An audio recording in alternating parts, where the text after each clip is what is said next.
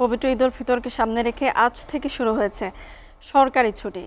আর তাই নারীর টানে বাড়ি ফিরতে সাভারের বিভিন্ন বাস টার্মিনালে ঘরমুখো মানুষের বাড়তি চাপ লক্ষ্য করা যাচ্ছে।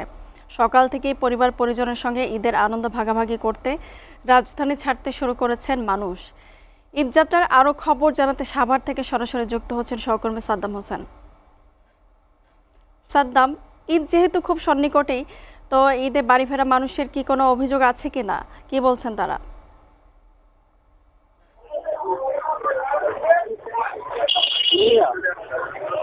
গত কয়েকদিনের তুলনায় কিন্তু যেহেতু সরকারি ছুটি আসলে সরকারি ছুটি সেহেতু কিন্তু এই কাউন্টার আছে বাস কাউন্টার গুলোতে কিন্তু আমরা অতিরিক্ত চাপ দেখতে পাচ্ছি এবং পাশাপাশি দেখান শুধু রবীনগর বাস কাউন্টার এলাকা এই কাউন্টার থেকে সকাল থেকে কিন্তু আমরা মানুষের ভিড় কিন্তু লক্ষ্য করছি। পাশাপাশি বাজেট ছিল পবিত্র এবং শুরু করেছেন যারা ধর্মীয় মানুষ রয়েছে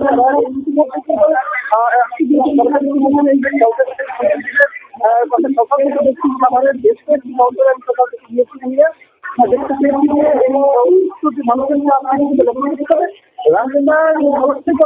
ঢাকার কর্মসূচি তেমন একটা জাম কিন্তু লক্ষ্য করা যাচ্ছে না। অর্থাৎ জাম বিভিন্ন কিছু চলছে যেসব পরিবহন রয়েছে দোতলা তৈরি সেটি এবং আমি একটু বলে রাখি যে এদিকে তো অর্থাৎ নবীনগর যে রয়েছে এদিকে তো এবং পশ্চিমবঙ্গের যে প্রবেশদ্বার এই প্রবেশদ্বার কিন্তু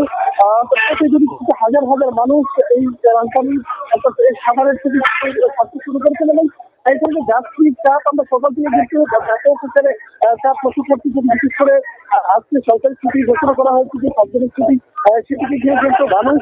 সকাল থেকে উৎসব করছে সেটি কিন্তু আমরা কাউন্টারে গিয়ে কিন্তু আমরা দেখতে পাচ্ছি এবং যাত্রীরা কিন্তু বসে আসছেন তাদের যে কাঙ্ক্ষিত অর্থাৎ স্বপ্নের যে বাড়ি পরিবার পরিজনের সঙ্গে ঈদের আনন্দ ভাগাভাগি করে নিচ্ছে ইতিমধ্যে কিন্তু তারা রাজধানী অর্থাৎ এই খাবার ছাড়তে শুরু করেছে এবং আমি একটু দেখানোর চেষ্টা করছি ক্যামেরার মাধ্যমে দেখানোর চেষ্টা করছি যে ইতিমধ্যে দেখছেন যে কিছু আগে এখানে অনেক লোক ছিলেন অর্থাৎ যে নারীর টানে যে বাড়ি ফেরার যে বিষয়টি সেটি কিন্তু আমরা দেখতে পাচ্ছি এবং অর্থাৎ এবারে যদি যাত্রীদের বিষয়টি যেতে চাইলে আমি একটু কথা বলার চেষ্টা করার জন্য যদি যাত্রী রয়েছেন আপনার কোথায় যাবেন কেমন লাগছে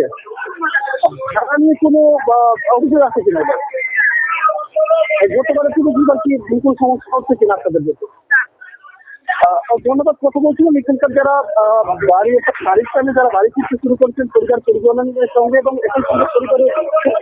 আরাম ভাগাভাগি করে নিতে গেলে তারা এই সকাল থেকে এই কাউন্টারগুলোতে কিন্তু বিরুদ্ধ মতো শুরু করছে এবং তারা তাদের লোক তারা কিন্তু গ্রামের উদ্দেশ্যে যাওয়ার জন্যই কিন্তু এই বাস কাউন্টারে তারা বসে আছেন এবং সকাল থেকে প্রতিটা কাউন্টারে কিন্তু সাধারণ যাত্রীদের যে স্টাফ সেটি কিন্তু মোটামুটি আমরা দেখতে পাচ্ছি গত কয়েকদিনের তুলনায় আজ কিন্তু বেশি একটা লক্ষ্য করা যাচ্ছে যে সাধারণ যে যাত্রীরা রয়েছেন তারা কিন্তু এই ইতিমধ্যে যে কাউন্টারগুলো আসছেন এবং তবে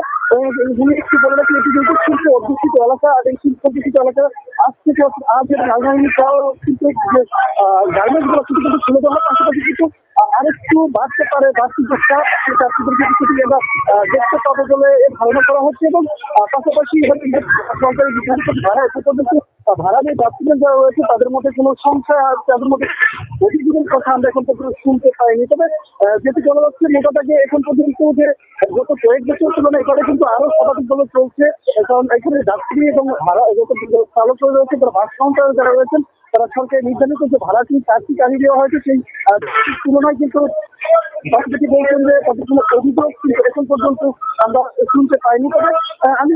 আরেকজন যাত্রীর সঙ্গে কথা বলার চেষ্টা করবো যে আপনার কোথায় যাবেন কেমন লাগছে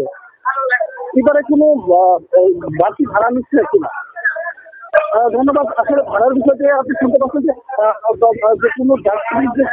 যাত্রী রয়েছে তাদের কিন্তু অভিযোগ কিন্তু এখন পর্যন্ত আমরা শুনতে পাইনি যে অতিরিক্ত যে ভাড়ার বিষয়টি সেটি কিন্তু আমরা তেমন একটি শুনতে পাচ্ছি। তবে সব বিষয়ে যদি বলা যায় যে এবারে ঈদ স্বস্তিতে কিন্তু সাধারণ যারা যাত্রী রয়েছেন তারা কিন্তু ঈদের স্বস্তিতে কিন্তু বাড়ি ফিরতে শুরু করেছেন এবং পাশাপাশি এই বাস কাউন্টারটি কিন্তু সকাল থেকে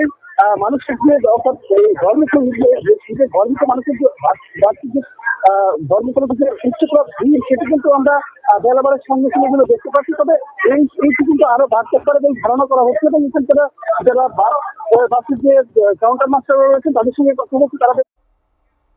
সাদ্দাম, আপনাকে ধন্যবাদ।